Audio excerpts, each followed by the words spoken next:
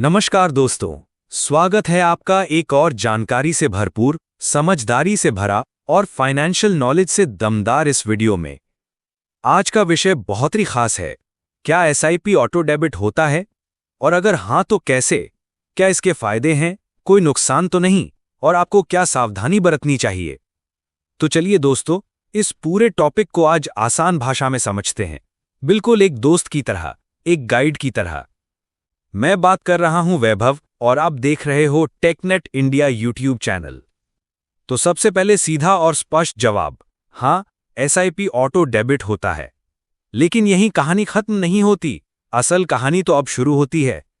जब आप एसआईपी यानी सिस्टमैटिक इन्वेस्टमेंट प्लान शुरू करते हैं, तो आप एक ऐसा सिस्टम बनाते हैं जहां हर महीने आपके बैंक अकाउंट से अपने आप एक निश्चित राशि कटकर आपके चुने गए म्यूचुअल फंड में इन्वेस्ट हो जाती है। मतलब एक बार सेट कर दिया तो हर महीने निवेश चलता रहेगा, बिना आपको कुछ याद रखने की जरूरत। अब ये ऑटो डेबिट सेट कैसे होता है? जब आप पहली बार एसआईपी के लिए आवेदन करते हैं, चाहे वो ऑनलाइन हो या ऑफलाइन, तो आपसे एक चीज मांगी जाती है जिसे कहते हैं नैच मैंडेट या ई मैंडेट। अब नैच का फुल फॉर्म है नेशनल ऑटोमेटेड क्लियरिंग हाउस। ये एक ऐसी सुविधा है जो आपके बैंक को ये परमिशन देती है कि वो हर महीने तय तारीख को एक तय राशि अपने आप डेबिट कर सके। यही ऑटो डेबिट कहलाता है। अब आप सोच रहे होंगे कि इसमें फायदा क्या है, तो सुनिए दोस्तों। फायदा नंबर 1, डिसिप्लिन अपने आप आ जाता है। आप चाहे भूल जाएं, सिस्टम नहीं भूलता। हर महीने बिना चूके आपके फंड में निवेश होता रहेगा। फायदा नंबर 2, रुपी कॉस्ट एवरेजिंग का लाभ। जब मार्केट नीचे होगा तो ज्यादा यूनिट मिलेंगी, जब ऊपर होगा तो कम यूनिट, लेकिन लंबे समय में आपका एवरेज बहुत बेहतरीन बनेगा। फायदा नंबर 3, इमोशनल इन्वेस्टिंग से बचाओ।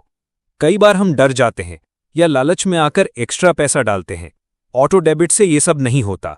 आपकी एसआईपी अपने समय पर अपने नियम से चलती रहती है। अब थोड़ी सावधानी की बात करें। ऑटो डेबिट अच्छा है, पर लापरवाही नहीं करनी चाहिए। अपने बैंक अकाउंट में हमेशा बैलेंस रखें। अगर एसआईपी की तारीख 5 तारीख है, तो कम से कम 4 तारीख तक पैसे मौजूद होने चाहिए, वरना आपका ऑटो डेबिट फेल हो सकता है।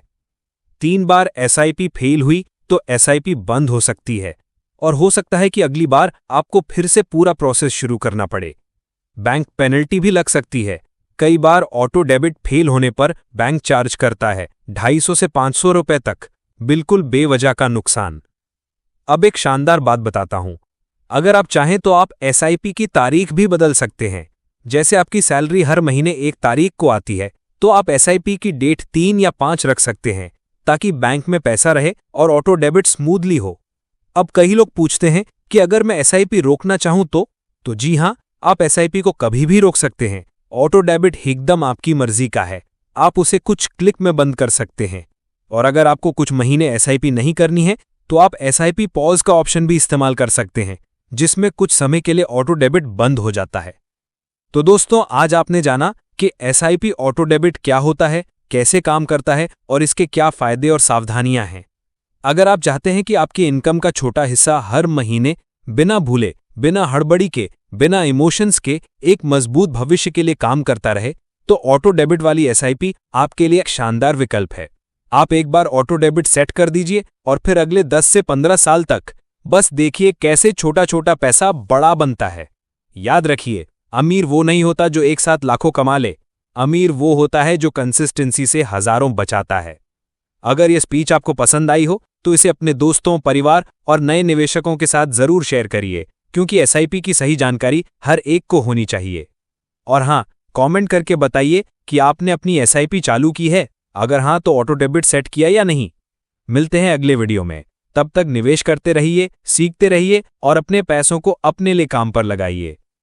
शेयर बाजार में निवेश जोखिमों के अधीन है। निवेश करने से पहले किसी एडवाइजर की सलाह जरूर लें। मेरी आपसे गुजारिश है, इस वीडियो को अपने दोस्तों और परिवार के साथ शेयर करें। इस चैनल को सब्सक्राइब करें, बेल आइकन दबाएं। धन्यवाद।